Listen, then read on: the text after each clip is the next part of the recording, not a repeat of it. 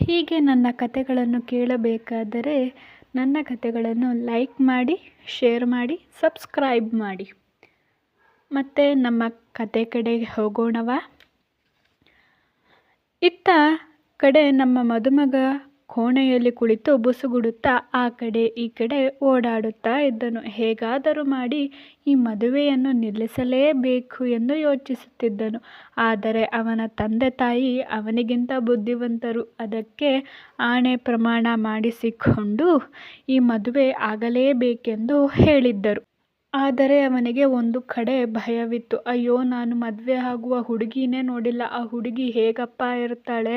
ಅವಳೇನಾದರೂ ಓದಿಲ್ಲ ಇಲ್ಲಾಂದರೆ ಕಪ್ಪಗಿದ್ದರೆ ಅವಳನ್ನು ನಾನು ಹೇಗೆ ನನ್ನ ಹೆಂಡತಿ ಅಂತ ಹೇಳ್ಕೊಳ್ಳೋದು? ಅದಂತೂ ನನ್ನಿಂದ ಸಾಧ್ಯನೇ ಇಲ್ಲ. ಅವಳ ಹೆಸರು ಕೂಡ ನನಗೆ ಗೊತ್ತೇ ಇಲ್ಲ. ಛೇ, ಅದೇನು ಕರ್ಮ ಮಾಡಿದ್ನೋ ಏನೋ ಎಂದು ಒಳಗೊಳಗೆ ತನಗೆ ತಾನೇ ಬೈದುಕೊಂಡು ಸುಮ್ಮನೆ ಇದ್ದನು. ಅವನ ಪೇಚಾಟವನ್ನು ಕಂಡ ಅವನ ಸ್ನೇಹಿತ ಸುಧೀರ್ ನಗುತ್ತಾ ಇದ್ದನು. ಲೋ, ಯಾಕೋ ಅಷ್ಟೊಂದು ಯೋಚನೆ ಮಾಡ್ತಾ ಇದೆಯಾ? ಈಗ ನಿನ್ನ ಕೈಯಲ್ಲಿ ಏನೂ ಮಾಡೋದಕ್ಕಾಗಲ್ಲ. ಸುಮ್ಮನೆ ಹೋಗಿ ಮದುವೆ ಆಗು. ಒಳ್ಳೆಯ ರೀತಿಯಲ್ಲಿ ಬಾಳು. ಅವಳ ಜೊತೆ ಚೆನ್ನಾಗಿ ಜೀವನ ಮಾಡು. ನಿನ್ನ ಜೀವನವನ್ನು ನೀನೇ ಹಾಳು ಮಾಡ್ಕೊಬೇಡ ಕಣೋ ಎಂದು ಸುಧೀರ್ ತನ್ನ ಸ್ನೇಹಿತನಿಗೆ ಹೇಳುತ್ತಿದ್ದನು.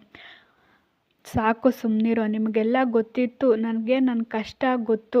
ನಿಮಗೇನು ಗೊತ್ತು? ನನಗೆ ಈ ಮದುವೆ ಆಗೋದಕ್ಕೆ ಇಷ್ಟ ಇಲ್ಲ. ಮೊದಲಾಗಿ ನಾನು ಆ ಹುಡುಗಿನೂ ನೋಡಿಲ್ಲ. ಏನೋ ನನ್ನ ಅಮ್ಮನ ಹತ್ರ ಹೇಳಿದ್ದೆ, ಹೇಗಿದ್ದರೂ ಹುಡುಗಿನ ಮದುವೆ ಆಗ್ತೀನಿ ಅಂತ. ಇವಾಗ ಹೇಗೆ ಮದುವೆ ಆಗೋದು ಅನ್ನೋದೇ ಯೋಚನೆ ಆಗಿಬಿಟ್ಟಿದೆ ನನಗೆ. ನನ್ನ ಹಣೆ ಬರಹ ನನಗೆ ಎಂದು ದೀರ್ಘವಾಗಿ ಆಲೋಚಿಸುತ್ತಾ ಕುಳಿತನು. ಬನ್ನಿ, ಇತ್ತ ಕಡೆ ನಮ್ಮ ಮದುಮಗನ ಪರಿಚಯವನ್ನು ಮಾಡಿಕೊಡೋಣ ನಿಮಗೆ. ಅವನ ಹೆಸರು ಭಾರ್ಗವ್ ದೇಶಪಾಂಡೆ. ನೋಡಲು ಸುಂದರ ಯುವಕ, ಚಾಕ್ಲೇಟ್ ಬಾಯ್ ಥರ ಇದ್ದಾರೆ. ಯಾರಾದರೂ ಹುಡುಗಿರ ನೋಡಿದ್ರೆ ಅವನೇ ನಾಚಬೇಕು, ಅಷ್ಟು ಸುಂದರವಾಗಿದ್ದಾನೆ. ಆದರೆ ಕೋಪ ಮಾತ್ರ ತುಂಬ ಜಾಸ್ತಿ. ಯಾರ ಜೊತೆಗೂ ಸುಮ್ಮನೆ ಜಗಳಕ್ಕೆ ಹೋಗಲ್ಲ. ಆದರೆ ತನ್ನ ಹತ್ರ ಯಾರಾದರೂ ಜಗಳಕ್ಕೆ ಬಂದರೆ ಅವರನ್ನು ಸುಮ್ಮನೆ ಬಿಡೋ ಮಾತೇ ಇಲ್ಲ. ಬಾಯಿಗಿಂತ ಕೈಯೇ ಜಾಸ್ತಿ ಕೆಲಸ ಮಾಡೋದು. ಅಪ್ಪ ಅಮ್ಮನ ಮುದ್ದು ಮಗ. ಅವನ ತಾಯಿ ಸುಲೇಖಾ ದೇಶಪಾಂಡೆ ಹಾಗೂ ತಂದೆ ರಾಮಚಂದ್ರ ದೇಶಪಾಂಡೆ. ನಮ್ಮ ಭಾರ್ಗವನಿಗೆ ಅವನ ತಂದೆ ಮೇಲೆ ಸ್ವಲ್ಪ ಗೌರವ ಜಾಸ್ತಿನೇ ಇದೆ. ತಂದೆ ತಾಯಿಗೋಸ್ಕರ ಏನು ಬೇಕಾದರೂ ಮಾಡ್ತಾನೆ. ಅದಕ್ಕೋಸ್ಕರನೇ ಈಗ ಮದುವೆ ಆಗ್ತಾ ಇರೋದು. ಇನ್ನು ಅವನ ತುಂಟ ತಂಗಿ ರಮ್ಯಾ ದೇಶಪಾಂಡೆ. ತಂಗಿ ಅಂದರೆ ಪಂಚಪ್ರಾಣ. ಇನ್ನು ಮಿಕ್ಕವರ ಪಾತ್ರವನ್ನು ಮುಂದಿನ ಭಾಗದಲ್ಲಿ ನೋಡೋಣ. ಅವನ ತಾಯಿ ಸುಲೇಖಾ ಅವರು ಅವನಿಗೆ ಮದುವೆ ಮಾಡಿಸೋಕ್ಕೆ ತುಂಬ ಪ್ರಯತ್ನ ಪಡ್ತಾಯಿದ್ರು.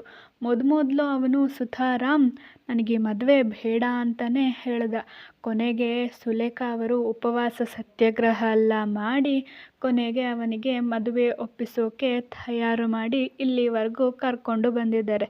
ಅಷ್ಟರಲ್ಲಿ ಅವನ ತಂದೆ ರಾಮಚಂದ್ರ ಅವರು ತಮ್ಮ ಮಗನನ್ನು ಕರೆದುಕೊಂಡು ಹೋಗಲು ಬಂದರು. ವಾವ್ ಮಗನೇ, ತುಂಬ ಚೆನ್ನಾಗಿ ಕಾಣಿಸ್ತಿದ್ದೀಯ ನೀನು ಎಂದು ಮಾತನಾಡುತ್ತಿರುವಾಗಲೇ ಸುಲೇಖಾ ಅವರು ಬಂದರು. ಇನ್ನು ಎಷ್ಟು ಹೊತ್ತು ಇಲ್ಲೇ ಇರ್ತೀರಾ? ಬೇಗ ಬನ್ನಿ ಎಂದು ಹೇಳಿ ತಮ್ಮ ಮಗನ ಕಡೆ ತಿರುಗಿ ನೋಡಿದರು. ಅಬ್ಬಾ, ಎಷ್ಟು ಚೆನ್ನಾಗಿ ಕಾಣಿಸ್ತಿದ್ಯಾ ಮಗನೇ, ನಂದೇ ದೃಷ್ಟಿಯಾಗತ್ತೆ ಎಂದು ಅವನಿಗೆ ದೃಷ್ಟಿಯನ್ನು ಬಟ್ಟು ಇಟ್ಟರು. ಮಾಮ್, ನಾನು ನಿಮಗೋಸ್ಕರ ಮದುವೆ ಆಗೋದಕ್ಕೆ ಒಪ್ಕೊಂಡಿರೋದು. ಸೊ ಜಾಸ್ತಿ ಎಕ್ಸೈಟ್ಮೆಂಟ್ ತಗೋಬೇಡಿ. ನೀವು ಖುಷಿಯಾಗಿರ್ತೀರ ಅಂತ ಮಾತ್ರ ನಾನು ಒಪ್ಕೋತಾ ಇರೋದು ಎಂದು ಕೋಪದಲ್ಲಿ ಹೇಳಿದನು. ತನ್ನ ಅಮ್ಮನ ಬೇಸರ ಮುಖವನ್ನು ತಿಳಿದು ನಾನು ಹಾಗೆ ಹೇಳಿದ್ದಕ್ಕೆ ಅಮ್ಮನಿಗೆ ಬೇಸರ ಆಗಿದೆ ಎಂದುಕೊಂಡು, ಅಮ್ಮ ಸಾರಿ, ಇನ್ಮೇಲೆ ಹಾಗೆ ಮಾತಾಡೋಲ್ಲ. ಸರಿ, ಈಗ ಹೋಗಬೇಕಲ್ಲ, ಬನ್ನಿ ಎಂದು ಹೇಳಿ ಹೋದನು. ಅಷ್ಟರಲ್ಲಿ ಸುಲೇಖಾ ಅವರು ತಡೆದರು. ಮಗನೇ, ನೀನು ಇನ್ನೊಂದು ಸ್ವಲ್ಪ ನಕ್ಕಿದ್ರೆ ಇನ್ನೂ ತುಂಬ ಚೆನ್ನಾಗಿ ಕಾಣಿಸ್ತೀಯ ಎಂದು ಹೇಳಿದರು. ಹೀ, ಸಾಕಾ ಇಷ್ಟು ನಕ್ಕಿದ್ದು? ಅದನ್ನು ಕಂಡ ರಮ್ಯಾ ಕಿಸಕ್ಕನೆ ನಕ್ಕಳು. ಅಮ್ಮ, ಅಣ್ಣ ತುಂಬ ಜಾಸ್ತಿ ಖುಷಿ ಆಗಿದ್ದಾನೆ. ಅಣ್ಣಂಗೆ ಈ ಮದುವೆ ಅಂದರೆ ತುಂಬ ಇಷ್ಟ ಅನಿಸುತ್ತೆ ಎಂದು ಅಣ್ಣನ ಕಾಲೆಳೆದಳು. ಪುಟ್ಟಿ ಸುಮ್ಮನೆ ಇರು, ನನ್ನ ಕಷ್ಟ ನನಗೆ ಗೊತ್ತು ಎಂದು ಅವಳನ್ನು ಅಲ್ಲಿಂದ ಓಡಿಸಿದನು. ನಂತರ ಹೀಗೆ ಮಾತನಾಡುತ್ತಾ ಭಾರ್ಗವ್ನನ್ನು ಮದುವೆ ಮಂಟಪಕ್ಕೆ ಕರೆದುಕೊಂಡು ಬಂದರು. ಅಷ್ಟರಲ್ಲಿ ಪುರೋಹಿತರು ಹೆಣ್ಣನ್ನು ಕರೆದುಕೊಂಡು ಬನ್ನಿ ಎಂದು ಹೇಳಿದಾಗ ಈರಣ್ಣನವರೇ ತಮ್ಮ ಮಗಳ ಕೋಣೆಗೆ ಹೋಗಿ ಮಗಳನ್ನು ಕರೆದರು. ಅವರನ್ನು ಕಂಡಿದ್ದೇ ತಡ ನಮ್ಮ ಹಿತಾಳಿಗೆ ಕಣ್ಣೀರು ಬಂದಿತು. ಅಪ್ಪಾ ಎಂದು ಜೋರಾಗಿ ಕರೆದು ಅವರನ್ನು ತಬ್ಬಿದಳು. ಅಪ್ಪ, ನನಗೆ ಈ ಮದುವೆ ಬೇಡಪ್ಪ ಎಂದು ಹೇಳಿದಳು. ಮಗಳೇ, ಇದೆಲ್ಲ ನಿನ್ನ ಖುಷಿಗೋಸ್ಕರನೇ ಮಾಡ್ತಾ ಇದ್ದೀನಿ, ಸುಮ್ಮನೆ ಬಾರಮ್ಮ ಎಂದು ಹೇಳಿ ಅವಳನ್ನು ಕರೆದುಕೊಂಡು ಬಂದರು. ನಂತರ ಇಬ್ಬರನ್ನು ಎದುರುಗಡೆ ನಿಲ್ಲಿಸಿ ಅಂತರ್ಪಟವನ್ನು ಹಿಡಿದರು. ಹಿತ ತಲೆ ಬಗ್ಗಿಸಿಯೇ ನಿಂತರು. ಭಾರ್ಗವ್ ಕೂಡ ಮೂತಿ ಸೊಟ್ಟ ಮಾಡಿ ನಿಂತರು. ಇಬ್ಬರಿಗೂ ಒಬ್ಬರನ್ನೊಬ್ಬರು ನೋಡುವ ತವಕ ಇರಲಿಲ್ಲ. ಅಂತರ್ಪಟ ಸರಿದಾಗ ತಲೆ ಬಗ್ಗಿಸಿಕೊಂಡಿಯೇ ಜೀರಿಗೆ ಹಾಕಿದರು. ನಂತರ ಇಬ್ಬರ ಕೈಗೂ ಹಾರವನ್ನು ಕೊಟ್ಟಾಗ ಇಬ್ಬರೂ ಬದಲಿಸಿಕೊಂಡರು. ನಂತರ ಮಾಂಗಲ್ಯ ಧಾರಣೆಯನ್ನು ಮಾಡಿದರು. ಅವಳ ಕೊರಳಿಗೆ ತಾಳಿಯನ್ನು ಕಟ್ಟಿ ಧರ್ಮಪತ್ನಿಯನ್ನಾಗಿಸಿಕೊಂಡರೂ ಸಹ ಅವಳಿಗೆ ತನ್ನ ಮನಸ್ಸಿನಲ್ಲಿ ಹೆಂಡತಿ ಪಟ್ಟವನ್ನು ಅವನು ಕೊಡಲೇ ಇಲ್ಲ. ಭಾರ್ಗವ್ ಅವಳ ಹಣೆಗೆ ಮತ್ತು ತಾಳಿಗೂ ಅರಿಶಿನ ಕುಂಕುಮವನ್ನು ಹಚ್ಚಿದನು. ನಂತರ ಇಬ್ಬರು ಒಟ್ಟಾಗಿ ಸಪ್ತಪದಿಯನ್ನು ತುಳಿದು ಕಾಯ ವಾಚ ಮನಸ್ಸ ಧರ್ಮಪತ್ನಿಯನ್ನಾಗಿ ಸ್ವೀಕರಿಸುತ್ತೇನೆ ಎಂದು ಭಾರ್ಗವ ಬಾಯಲ್ಲಿ ಹೇಳಿದರೂ ಸಹ ನನಗಿದೆಲ್ಲ ಆಗದು ಎಂದುಕೊಂಡು ಸುಮ್ಮನೆ ಇದ್ದನು.